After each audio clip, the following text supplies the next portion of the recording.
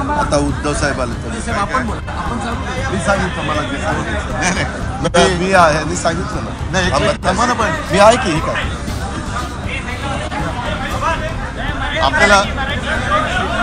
आपल्याला सर्वांना कल्पना आहे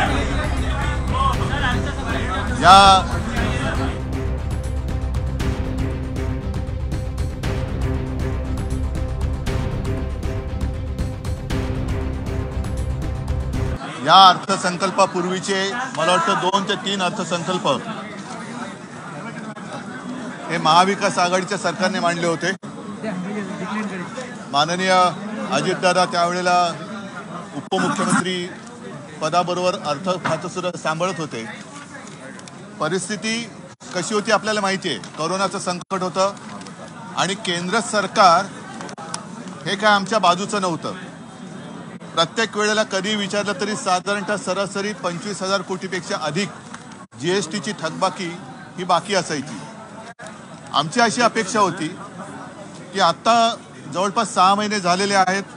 महाशक्तीचा पाठिंबा असलेलं हे सरकार राज्यात कारभार कसा करते आपल्याला माहिती आहे. आज सकाळीच मी 1-2 शेतकऱ्यांशी बोललो.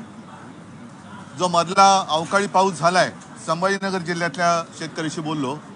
अद्याप सुद्धा त्यांच्या बांधावरती पंचनामा करायला एकही अधिकारी गेलेला नाही. एकूणच आजचा हा अर्थसंकल्प पाहिल्यानंतर सर्व समाजातील घटकांना मधाचा बोट लावण्याचा प्रयत्न झालेला आहे. भावनांशी खेळण्याचा प्रयत्न झालेला आहे.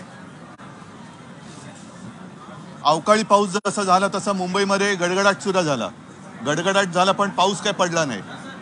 त्याच्यामुळे हा जो काय अर्थसंकल्प आहे तो गरजेल तो बरसेल काय अशा पद्धतीचा आहे. आणि एका वाक्यात सांगायचं तर गाजर हलवा अर्थसंकल्प असं त्याचं वर्णन मी करेन.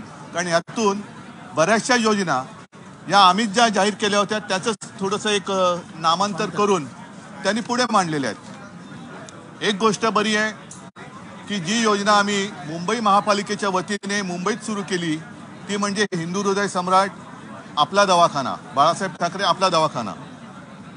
ती योजना आमची यांनी त्यावेळेला यांना फिता कापायचं एक भाग्य मिळायचं आणि तीच योजना आता राज्यभर राबवणार आहेत. ठीक आहे, ज्या घोषणा झालेल्या आहेत त्या प्रत्यक्षात कधी येतील हाही एक प्रश्न आहे. शेतकऱ्यांना त्यांनी 6,000 पासून 12,000 ते काय मदत ते करतायत.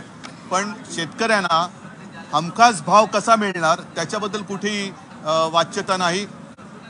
अर्थसंकल्प वाचताना आमच्या विधान परिषदेत माननीय मंत्री दीपक केसरकर यांनी अर्थसंकल्पाचं वाचन केलं आणि या अर्थसंकल्पामध्ये अनेकदा माननीय पंतप्रधानांचा उल्लेख केला.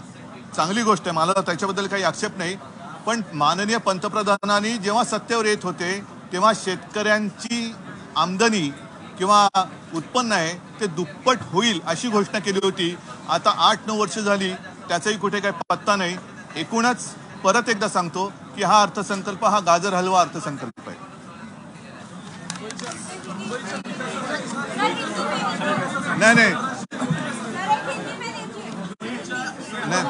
नाही त्याच्याबद्दल बऱ्याचशा गोष्टी नंतर बोलता येईल. मी आत्ता पुरतं फक्त एका वाक्यात त्याचं वर्णन गाजर हलवा अर्थसंकल्प असं केलेलं आहे. बाकीच्या ज्या गोष्टी आहेत त्या विस्ताराने नंतर आपल्याशी बोलेन.